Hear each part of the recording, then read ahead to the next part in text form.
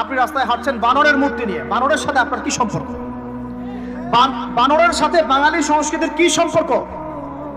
আমরা কি বানর থেকে আসছি? তাহলে বানরের মূর্তি আমি হাটে নিয়ে হাঁটবো কেন? বানর থেকে আসছে কারা? ওই যে শনিবারে যারা মাছ ধরতে নিষেধ করা হয়েছিল তারপরে মাছ ধরেছে, আল্লাহ পাক বলছেন ওদেরকে বানর বানিয়ে দিয়েছে। জানেন না এটা? পড়েন, পড়াশোনা করেন। পড়াশোনা না করলে আমার সব কথা বুঝতে পারবেন না হয়তোবা। যদি বুঝতে না পারেন আরো একবার লেকচার শুনেন, রিপিটেড শুনেন, তারপরে আবার চেক করেন, ক্রস চেক করেন। একটা প্রজন্মকে আল্লাহ বানর বানিয়ে দিয়েছিলেন, কোরআনে দলিল আছে। আমরা কি সেই প্রজন্ম? তাহলে বানরের মূর্তি নিয়ে রাস্তায় হাঁটবো কেন? কেন আপনি পেঁচার সাথে আপনার কি সম্পর্ক? পেঁচা কি আমার ভাগ্যের প্রতীক? হাত থেকে যদি কিছু পড়ে যায়, আমাদের অনেকে বলে যে একটু বসে যান, অমঙ্গল হতে পারে। চিরুনি পড়ে গেলে বলে যে মেহমান আসতে পারে। বিড়াল সামন দিয়ে চলে গেলে বলে একটু বসে যায়, অমঙ্গল হতে পারে। ইসলাম কি বলছে জানেন? যখনই মনের মধ্যে কোনো কুলক্ষণ আসবে আপনি পড়বেন আল্লাহুম্মা লা তায়রা ইল্লা তায়রুক ওয়ালা খায়রা ইল্লা খায়রুক ওয়ালা ইলাহা গায়রুক। মানে আল্লাহ আপনার দেয়া কল্যাণ ছাড়া কোনো কল্যাণ নাই, আপনার দেয়া অকল্যাণ ছাড়া কোনো অকল্যাণও নাই, আপনি ছাড়া কোনো ইলাহ নাই। এই হলো মুসলমানের আকীদা। তো এখানে পেঁচার সাথে আপনার সংস্কৃতি কি সম্পর্ক? পেঁচা অমঙ্গলের লক্ষণ। এগুলো কি শুরু করেছি আমরা? যে কোনো একটা বিষয় নিয়ে যদি আলোচনা করতে চান আসেন, বসেন, আমরা বসি, আলোচনা করি, সমাধানের পথ খুঁজি, প্রতিভাকে মূল্যায়ন করেন। ইউসুফ আলাইহিস সালাম বলেছিলেন যে আমি বিশ্বস্ত আস্থাভাজন, আমাকে এই খাজানার দায়িত্ব দেন। কে বলেছিল? ইউসুফ আলাইহিস সালাম। কখনো কখনো দায়িত্ব চেয়ে নেওয়া জায়েজ যখন দেখবেন দায়িত্ব নেয়ার যোগ্য কোনো মানুষ নাই।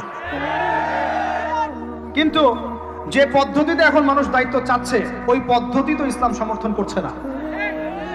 এখানে আপনি একজন ট্রান্সজেন্ডারকে দেখছেন মানুষের ঘরে ঘরে গিয়ে ভোট চাচ্ছে, একজন হিজড়াকে দেখছেন মানুষের ঘরে ঘরে গিয়ে ভোট চাচ্ছে, নারী থেকে পুরুষ হচ্ছে, পুরুষ থেকে নারী হচ্ছে। তাও আবার ভাই ওইদিকেই নিজেরও লজ্জা লাগতেছে, কারণ আমি আবার উত্তরবঙ্গের মানুষ।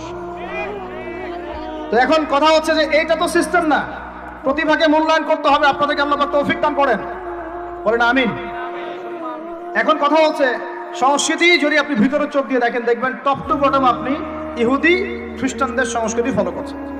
আপনার খাওয়া, আপনার রুচি, আপনার অভ্যাস, আপনার পছন্দ, আপনার বিয়ের অনুষ্ঠান, আপনার জন্মদিন, আপনার মায়ের ওই কি বার্ষিকী, বাবার ওই বার্ষিকী, যা যা করতেছেন সবকিছু কি কার অনুসরণ করতেছেন আপনারা? ইহুদি খ্রিস্টানদের। একটা ভবন উদ্বোধন করবেন, খুজুত করে একটা ফিতা কাটলেন, কাইটটা মাশাআল্লাহ পায়রা আপনি উড়াই দিলেন। তো এই পাখি কি আমার কল্যাণ নিয়ে আসবে? হ্যাঁ, এই পায়রা আমার কল্যাণ নিয়ে আসতে পারে? ওইখানে দাঁড়ায় 2 রাকাত নামাজ তো পড়তে পারতেন, পরে আল্লাহর কাছে দোয়া করতে পারতেন, আল্লাহ আমি এই কাজটা শুরু করলাম, আল্লাহ তুমি বরকত দান করো। আমার সংস্কৃতি। একটা দোকান করেছেন, বাড়ি করেছেন, শুরুতেই আপনি ডিজে পার্টি দিলেন, ডিজে পার্টি, সুবহানাল্লাহ। সূরা বাকারার তেলাওয়াত তো দিলেন না। তাহলে পুরো বিশ্বের প্রত্যেকটা ডিপার্টমেন্ট, মূল জায়গাগুলো আমরা এখন নিয়ন্ত্রিত হচ্ছি, এবং ভিতরে চোখ দিয়ে যদি দেখি আমরা আমাদের শেকড় থেকে দূরে সরে গেছি। ভাই আল্লাহ পাক আমাদের সবাইকে বোঝার তৌফিক দান করেন। কথা বললে অনেক কথা বলতে পারতাম, আজকে আর বলতেছি না, শেষ করে দিই। আরেকটা পয়েন্ট বলবো, খালি লাস্ট পয়েন্ট, সেটা হচ্ছে ধর্মীয় অঙ্গনে। শেষ পয়েন্টটা কি ভাই? প্রথম পয়েন্টটা মনে আছে? ভিতরে চোখ দিয়ে দেখবেন পুরো বিশ্বের ভূ রাজনীতি, ভিতরে চোখ দিয়ে দেখবেন পুরো বিশ্বের অর্থনীতি, ভিতরে চোখ দিয়ে দেখবেন পুরো বিশ্বের কে শিক্ষানীতি, ভিতরে চোখ দিয়ে দেখবেন পুরো বিশ্বের সংস্কৃতি, আর ভিতরে চোখ দিয়ে দেখবেন পুরো বিশ্বের ধর্মতাত্ত্বিক অবস্থা। আর এটার দরকার আছে, কারণ সারা দেশে খ্রিস্টান মিশনারিদের তৎপরতা বেড়েছে। এই জন্য আমাদেরকে তুলনামূলক ধর্মতত্ত্ব পড়তে হবে, ওদের সাথে আমাদেরকে বাহাস করতে হবে, এই ভাইদেরকে ফিরিয়ে আনতে হবে। অনেকে টাকার কারণে উত্তরবঙ্গের দিকে, দক্ষিণবঙ্গে, আপনার পাহাড়ি এলাকার দিকে এগুলোর তৎপরতা প্রচুর বেড়ে গেছে। আমরা তো মাশাআল্লাহ মিলাদ আর জিলাপি আর খোরমা আর কিয়াম নিয়ে দাঁড়িয়ে আছি। ভিতরে যে ইসলাম কোথায় চলে যাচ্ছে আমরা তো জানি না। আল্লাহ পাক আমাদেরকে বোঝার তৌফিক দান করেন। আরো বেড়েছে, ওই যে একটু আগে আপনারা আলোচনা করছিলেন কাদিয়ানি মতবাদ, এটা বাড়ছে, সুদী এনজিওর মতবাদ বাড়ছে। একজন আলেম বলেছিলেন বাংলাদেশের, যেদিন বাংলাদেশের 50% মানুষ খ্রিস্টান হয়ে যাবে, শিয়া হয়ে যাবে, কাদিয়ানি হয়ে যাবে, ওই দিন আপনাদের হুঁশ ফিরবে। আল্লাহ পাক আমাদেরকে ওই দিন আসার আগেই হুঁশে আসার তৌফিক দান করেন। সব ইখতিলাফি বিষয়গুলো ভুলে যান, মুমিনদের সাথে থাকেন, ওলামায়ে কেরামের জামাতের সাথে থাকেন, ছোটখাটো বিষয় নিয়ে তর্ক করা বন্ধ করেন, ইস্যু পাগল হওয়া বন্ধ করেন, ডিভাইস আসক্তি বন্ধ করেন, এই শোডাউনগুলো বন্ধ করেন, মূল জায়গাগুলোয় কাজ করেন। সালাত, তাহাজ্জুদ, হালাল রিজিক, আদর্শ পরিবার গঠন, ঠিক আছে, দাওয়াতের মেহনত, সৎ কাজে আদেশ, অসৎ কাজে নিষেধ, এগুলোতে মনোযোগী হন। আল্লাহ পাক ইনশাআল্লাহ আমাদেরকে তৌফিক দান করবেন ইনশাআল্লাহ। কারণ আল্লাহ ওয়াদা করেছেন, ইন তানসুরুল্লাহ ইয়ানসুরুকুম, তোমরা আল্লাহকে সাহায্য করো, আল্লাহ তোমাদেরকে সাহায্য করবে ইনশাআল্লাহ। কিন্তু ওয়াইন তাতাওয়াল্লাহ, তোমরা যদি সাহায্য না করে মুখ ফিরে চলে যাও, তাহলে ইয়াস্তাবদিল কওমান গায়রাকুম, আল্লাহ পাক অন্য কওমকে তোমাদের জায়গায় নিয়ে আসবেন, তোমাদেরকে সরাই দিবেন। সুম্মা লা ইয়াকুনু আমসালাকুম, তারা তোমাদের মতো অপদার্থ হবে না। নাউজুবিল্লাহ। আমরা চাই আল্লাহ যেন আমাদেরকে সরিয়ে না দিয়ে আমাদের দ্বারাই খেদমত নেন। আল্লাহ পাক কবুল করেন। সুদ কে বলছেন? আল্লাহ। তারপরে আল্লাহ পাক বলেন, ওয়া ইল্লাম তাফআলু, যদি তোমরা সুদ না ছাড়ো, ফাআযানু বিহারবিন মিনাল্লাহি ওয়া রাসূলিহি, তোমরা আল্লাহ এবং তার রাসূলের সাথে যুদ্ধের ঘোষণা শুনে না। কি বুঝলেন?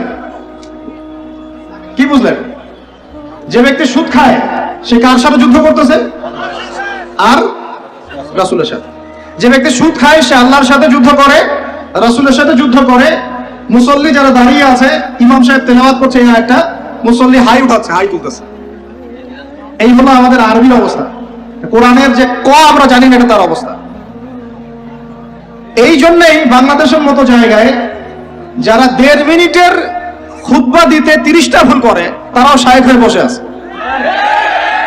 1.5 মিনিটের খুতবা, খালি ইন্নাল হামদুলিল্লাহি নাহমাদুহু ওয়া নাস্তাঈনুহু ওয়া নাস্তাগফিরুহু ওয়া নু'মিনু বিহি ওয়া নাতাওয়াক্কালু আলাইহি বলতে থাকতে হবে। আর 1.5 মিনিট লাগবে, এর মধ্যে 30টা ভুল হচ্ছে।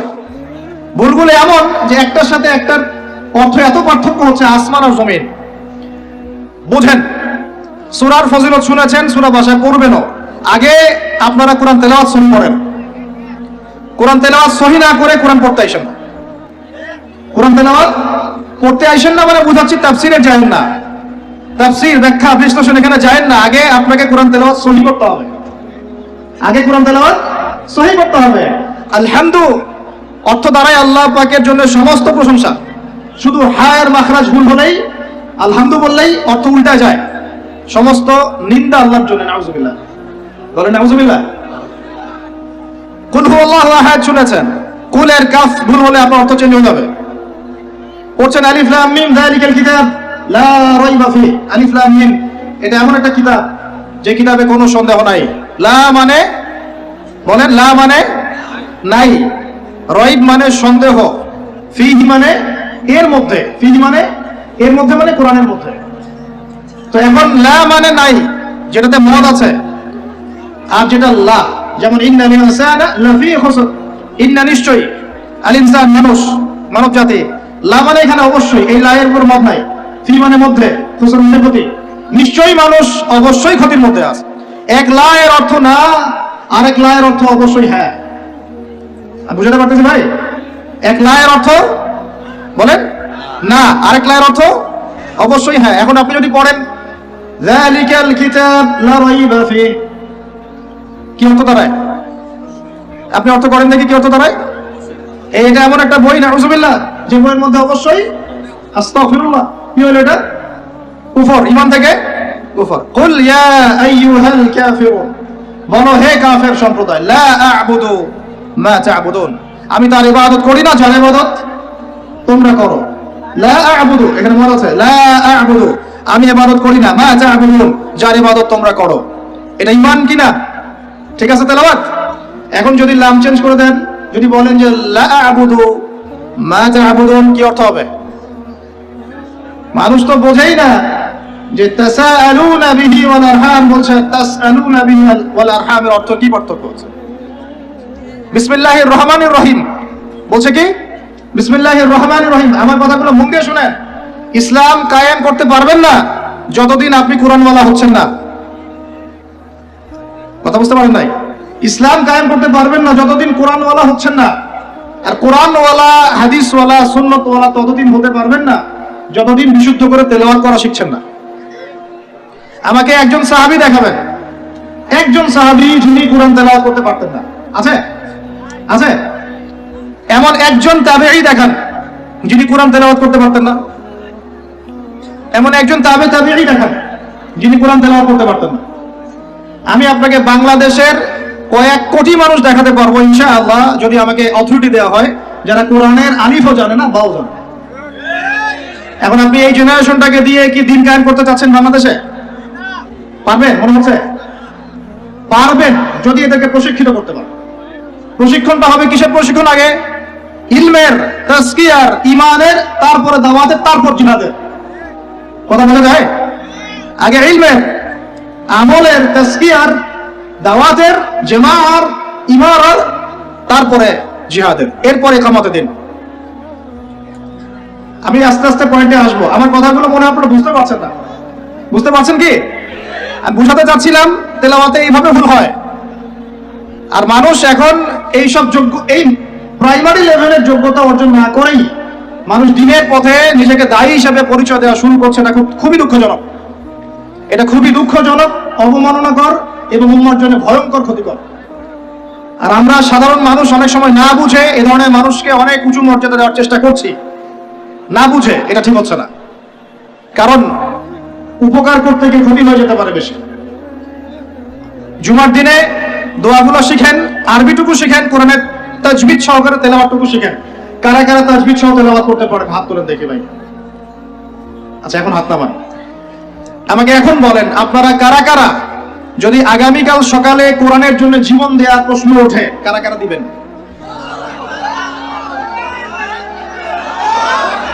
হাত নামান, হাত নামান। ওয়াল্লাহি, আল্লাহর কসম করে বলছি আপনারা পারবেন না।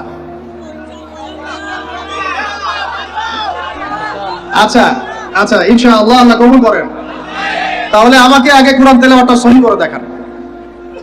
জীবন দেওয়া অনেক পরের কথা, জীবন দেওয়া অনেক বড় কথা কি না? এটা কি এত সহজ? এত সহজ না ভাই, এত সহজ না। 3 দিনের রিমান্ডে একদম আপাতমস্তক সব চেঞ্জ হয়ে যাবে। কয়দিন? 3 ঘন্টা রিমান্ডে, মাত্র 3 ঘন্টায়। বড় বড় ইমানদারের রিমান্ড দেখবেন যে বের হয়ে গেছে পিছন দিক দিয়ে, নাই শেষ গায়ে। এত সহজ না আল্লাহর জন্য জীবন দেয়া। আগে আল্লাহর জন্য তো আপনি নামাজই পড়তে পারছেন না, আপনি আল্লাহর জন্য তাহাজ্জুদই উঠতে পারছেন না। তাহাজ্জুদই তো উঠতে পারছি না আমরা তাহাজ্জুদে উঠতে না পারি, রাত যে জেগে আছেন, রাতের একটা অংশ তো নামাজ পড়ছেন না। আল্লাহর জন্য তো আপনি দোয়া কালামগুলো মুখস্থ করলেন না, কুরআনটাও তেলাওয়াত করে এখনো শিখলেন না। 40টা হাদিস আপনি মুখস্থ বলতে পারছেন, এখন পর্যন্ত আল্লাহর জন্য আপনি হালাল খাওয়া শুরু করতে পারলেন না। আমি কাউকে উদ্দেশ্য করে কথা বলছি না, আমভাবে বলছি। ও যদি বলি এখানে যদি কেউ চোর থাকেন, তার উপর একটা চর, তাহলে কি আপনি দাঁড়ায় বলবেন যে আমি সেই চোর? কিছু মানুষ তো বলছে আর কি। এখন বাদ দেন, আল্লাহর জন্য এখন পর্যন্ত আমরা হালাল খাওয়া তো ধরতে পারলাম না, সুদ খেয়ে যাচ্ছি। আয়াত একটা তেলাওয়াত করলাম, এটা আল্লাহর সাথে যুদ্ধ করা, নবীর সাথে যুদ্ধ করা। ইমাম সাহেব তেলাওয়াত করে, আমি বুঝি না, আমার হাই ওঠে। নামাজে দাঁড়ায় চেয়ার নিয়ে কারাকারি করি, কে আগে চেয়ার নিয়ে কারাকারি করতে পারে? নামাজে দাঁড়াই নড়াচড়া, মানে বুঝি না যে কি হচ্ছে নামাজে, কার সামনে দাঁড়িয়েছি, কি বলছি। আর আল্লাহ পাক যে আমাকে দেখছেন, আমার যে নামাজে আল্লাহর সামনে দাঁড়িয়ে আমি আছি, আল্লাহ পাকের সামনে আমাকে এভাবেই কিয়ামতের দিন মানে ইন্ডিভিজুয়ালি দাঁড়াতে হবে। নামাজ কি ফিলিংস দিবে? নামাজে দাঁড়িয়ে গা চুলকাচ্ছি, আঙ্গুল ফুটাচ্ছি, নড়াচড়া করছি, হাই উঠাচ্ছি। আর ইমাম সাহেব যদি একটু তেলাওয়াতটা লম্বা করে ফেলছে, ব্যাস, তাহলে তো অবস্থা খারাপ, পরের দিন থেকে চাকরি নাই। এতগুলো কথা আমি ভূমিকায় বলতে চাই নাই, শুধু মূল কথাটা হচ্ছে এখানে, ভাই আমাদের সবাইকে আগে বেসিকটা ঠিক করতে হবে। রাজি আছে কি নাই ভাই? আমার ওয়াজ শুনে কোনো লাভ হবে না। আপনি যদি আপনার বেসিক ঠিক না করেন, আমার ওয়াজ করেও কোনো লাভ নাই আপনাকে। হয়তো এটার জন্য আমি কিছু হাজার পাবো, নিয়াত ঠিক থাকলে, আদতে এই বাংলার জমিনে দিন কায়েম হবে না। আর আমার মনে হয় না যে আমরা সবাই চাই যে আমরা দিনটা কায়েম করি। আমার মনে হয় না আমরা সবাই এটা চাই। গুটি কয়েক কিছু মানুষ চায়, বাকিরা মনে করে কি দরকার এত ঝামেলায় যাওয়ার, কি দরকার, ভালোই তো আছি, স্ত্রী সন্তান বউ বাচ্চা নিয়ে আছি, চাকরি বাকরি করছি, ব্যবসা বাণিজ্য করছি, খাচ্ছি যাচ্ছি, এভাবেই কবরে যাব। কয়জন ফিকির করে যে আমি একটা তাফসীর নিয়ে যাই, বা একটা বই লিখে যাই, বা আমি অ্যাটলিস্ট কিছু হকের কথা বলে যাই, বা আমি অ্যাটলিস্ট একটা অ্যাসোসিয়েশন ফর্ম করি, দিনের জন্য কিছু করি, বা আমি অ্যাটলিস্ট একটা মসজিদ মাদ্রাসা করে তুলি, বা আমি যুবকদেরকে শিক্ষিত করার জন্য বা দিনের পথে আনার জন্য কোনো ফিকির করি। বা আমি আলেমদেরকে একসাথে করার একটা ফিকির করি, কয়জনের এই ফিকিরগুলো থাকে আসলে? সেলফি, ভিডিও, ছবি, এই মানে বাহ্যিক আবেগ, এগুলো দিয়ে ভাই কিচ্ছু হবে না। আমার আগে এখানে বসে বসে, এরকম মঞ্চে বসে বসে বহু বরেণ্য ওলামায়ে কেরাম ওয়াজ করে গেছেন বাংলার মাটিতে, এবং তাদের অনেকেই কারাগারে চলে গেছেন। এক শ্রেণী যে সুদ খায়, এক শ্রেণী যে দেয়, এক শ্রেণীর সাক্ষী থাকে, আর এক শ্রেণী লিখে রাখে। আর আপনি যে জবটার জন্য এত ট্রাই করছেন, আলটিমেটলি জবটা এই চারটার কোনো একটাতে পড়বে। বুঝতে পারেন নাই? আলটিমেটলি আপনি যে জবের জন্য ট্রাই করছেন এখন, দিনটা একাকার করে দেখেন কোনো না কোনো ভাবে এই চারটার মধ্যে পড়ে যায় কিনা।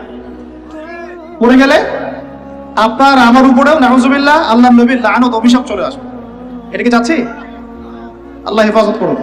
আর ভয়ঙ্কর হাদিস তো অনেকদিন বলেছি, অনেকদিন শুনেছেন, আবারও শুনেন, কারণ আল্লাহ পাক সূরা আর রহমানে একই আয়াত 32 বার রিপিট করেছেন। কতবার? ফাবিআই আলাই রাব্বিকুমা তুকাযিবান। একটা আয়াত এতবার বলার কি দরকার ছিল? আল্লাহ পাক কি কোরআনের শব্দের অপচয় করেন? কোরআনে কি একটা শব্দের অপচয় আছে?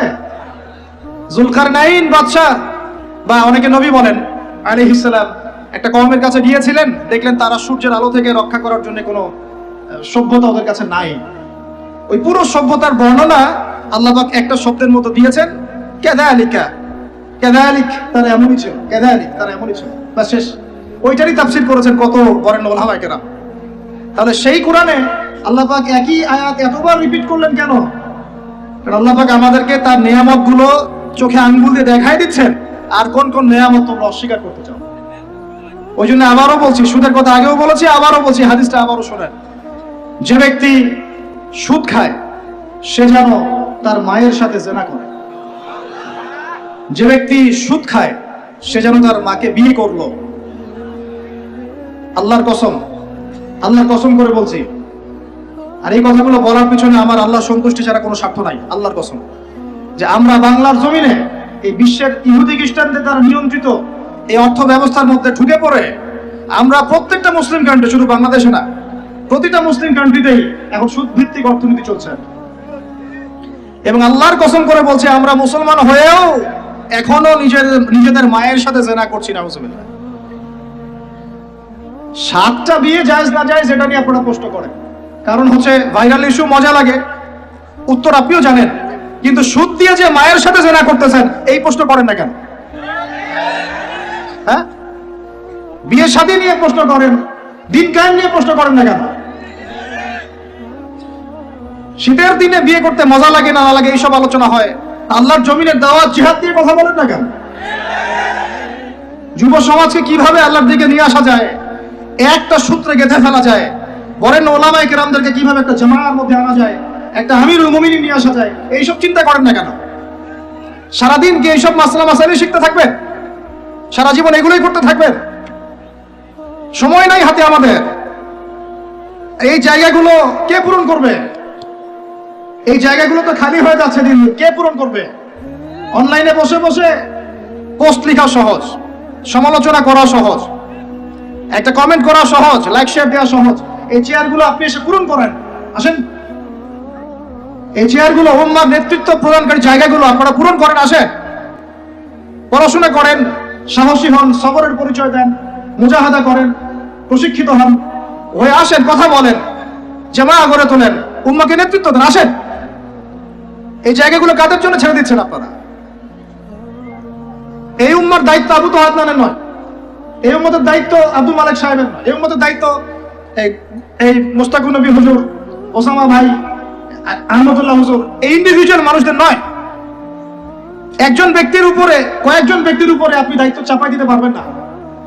উম্মার প্রত্যেকটা ব্যক্তির দায়িত্ব আছে এই উম্মাকে বিজয়ী করার জন্য। আর আপনি চিন্তা করেন, আয়নার সামনে দাঁড়ান, আয়নার সামনে দাঁড়াই চিন্তা করেন না যে সারাটা জীবনে 30-32 বছর বয়স হয়ে গেল, 40-50 হয়ে গেল, এই উম্মাহ আপনার কাছ থেকে কি পেয়েছে এখন পর্যন্ত? এই উম্মাহ আপনার কাছে কি পেয়েছে? কয়টা বই পেয়েছে? কয়টা লেকচার পেয়েছে? কয়টা অ্যাসোসিয়েশন পেয়েছে? কয়টা ইকোনমিক প্রজেক্ট পেয়েছে? কয়টা জামায়া, কয়টা ইমারা, কয়টা দাওয়া, কয়টা মসজিদ, কয়টা মাদ্রাসা, কি পেয়েছে উম্মাহ আপনার কাছে? আমি আপনার কলবে আঘাত করতেই আসছি, আমার কথা আপনি আঘাত পাবেন আমি জানি। এই আঘাতটা আপনাকে আল্লাহর পথে নিয়ে আসবে ইনশাআল্লাহ। এই আঘাতটা ইনশাআল্লাহ আমাদের এই তরুণ ভাইদেরকে আল্লাহর পথে নিয়ে আসবে ইনশাআল্লাহ। সাহসী মানুষদের মতো বলেন ইনশাআল্লাহ। এই আওয়াজগুলা ইনশাআল্লাহ আমাদেরকে আল্লাহর পথে নিয়ে আসবে ইনশাআল্লাহ। প্রত্যেক ঘরে ঘরে একজন করে হাফেজ তৈরি করেন, প্রত্যেক ঘরে ঘরে একজন দিনদার মেয়েকে বিয়ে করেন, প্রত্যেক ঘরে ঘরে যে বাচ্চাগুলো হবে এই বাচ্চাগুলোকে ইসলামী শিক্ষা শিক্ষিত করেন, প্রত্যেক ঘরে ঘরে অন্তত একটা করে আলেম তৈরি করেন। একটা আইয়ুবী দেন আমাদেরকে, একটা খালিদ বিন ওয়ালিদ দেন, একজন আপনি আমাকে ওমর ইবনে খাত্তাব দেন, একজন মুসআব বিন উমাইর দেন, একজন খুবাইব দেন, একজন মুসআব বিন নুমাইর দেন। তাদের নাম বলবো, একজন তারেক বিন জিয়াদ দেন, একজন বিন কাসিম দেন। একটা সন্তান দেন আমাদেরকে, একটা সন্তান মানুষ করেন একটা। আমি ঘুরেছি, প্রত্যেক মহলে ঘুরেছি, আমরা এখন পর্যন্ত নফসের তাজকিয়া অর্জন করতে পারি নাই। মনে আমাদের যে পরিমাণ হিংসা বিদ্বেষ, এই হিংসা বিদ্বেষ নিয়ে কবরে গেলে আল্লাহ পাকের একটা আযাব মারিতে পারবে না। আল্লাহ মাফ করুক আমাদেরকে।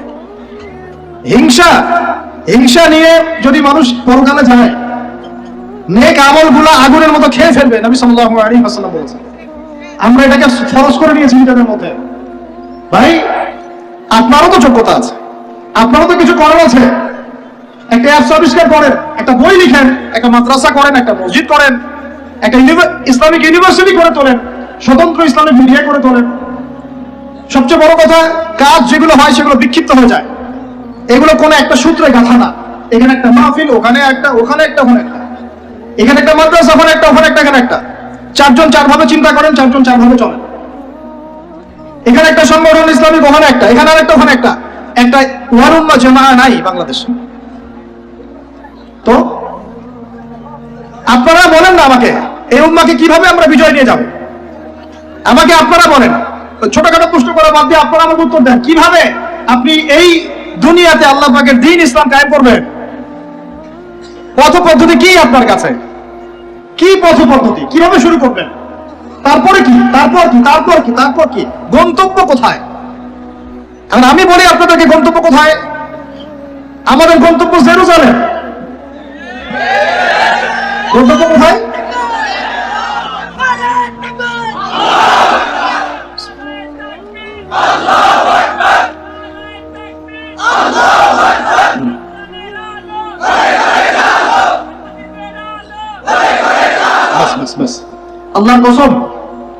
আল্লাহর কসম করে বলতেছি, আল্লাহ রাব্বুল আলামিনের কোনো পরোয়া নাই যদি বাংলাদেশে দিন কায়েম না হয়, যদি পাকিস্তানে না হয়, মালয়েশিয়াতে না হয়, এইখানে না হয়, ওইখানে না হয়, আল্লাহর কোনো পরোয়া নাই, কিছু যায় আসে না। কারণ আখিরুজ জামান স্টাডি করলে আপনি পাবেন যে অবশ্যই অবশ্যই নবী ঈসা ইবনে মারইয়াম এই পৃথিবীতে আবার আসছেন ইনশাআল্লাহ। এবং তিনি আসার আগেই মুসলিমদের মধ্যে একজন ত্রাণকর্তা আসবেন। তার নাম মুহাম্মদ। তার নাম কি? মুহাম্মদ। বাবার নামও আব্দুল্লাহ, মায়ের নামও আমিনা। মিল থাকবে বংশের। উঁচু নাক, চওড়া কপাল, নবী সাল্লাল্লাহু আলাইহি ওয়াসাল্লামের চেহারার সাথে সাদৃশ্য থাকবে। মুসলমানদেরকে নেতৃত্ব দিবেন ইনশাআল্লাহ তাআলা। আমি বলছিলাম আল্লাহ পাকের কোনো পরোয়া নাই, কারণ এই হাদিসগুলো স্টাডি করলে আপনি দেখবেন জেরুজালেম মুসলমানদের হাতে আসতে যাচ্ছে ইনশাআল্লাহ। ওইখানে ঈসা আলাইহিস সালাম 40 বছর ইসলামী খেলাফত কায়েম করবেন ইনশাআল্লাহ। খেলাফত নাই, ইসলামের প্রতিষ্ঠার কথা আপনি ভুলে যান। খেলাফত ছাড়া ইসলামী প্রতিষ্ঠার কথা ভুলে যান। ঈসা আলাইহিস সালাম এসে ইহুদিদের সাথে কোনো সন্ধি করবেন না। ইউনাইটেড নেশনসে গিয়ে বলবেন না যে আমাকে একটা স্বাধীন ফিলিস্তিন রাষ্ট্র প্রতিষ্ঠার অনুমোদন দেন। তিনি এই কথা বলবেন না। তিনি বলবেন না যে আমাকে ডলার দেন। আইএমএফ এ গিয়ে বলবেন না আমাকে ঋণ দেন। বরং তিনি এই পুরো বৈশ্বিক কুফরি তাগুতি শক্তির গোড়ায় গিয়ে আঘাত করবেন ইনশাআল্লাহ। যতদিন পর্যন্ত এই পুরো বিশ্বে ইহুদি খ্রিস্টানদের যে অ্যালায়েন্স, জায়নিস্ট মুভমেন্ট, এর পতন না হচ্ছে, ততদিন পর্যন্ত মুসলমানরা স্বাধীন হতে পারে নাই। আমরা এখন পর্যন্ত স্বাধীন হতে পারি নাই। এটাই সত্য কথা। কখন স্বাধীন হবেন আপনি? কখন এই উম্মাহ স্বাধীন হবে? যখন আপনার আমার কথায় পশ্চিমারা উঠবে বসবে তখন। যখন আপনার আমার কথায় এই ইহুদিরা উঠবে আর বসবে তখন। যখন আপনার আমার কথায় এই পুরো কুফরি তাগুতি শক্তির উঠবে বসবে তখন বুঝবেন উম্মাহ স্বাধীন হয়েছে। স্বাধীনতা শুনছেন? বেলাল ইবনে রাবাহ স্বাধীন যখন তাকে পিটানো হচ্ছে, সেকল দিয়ে বেঁধে শেষরায় টানা হচ্ছে, বেলাল ইবনে রাবাহ সেদিন স্বাধীন ছিলেন। কারণ তিনি আল্লাহ ছাড়া কারো দাসত্ব করেন না।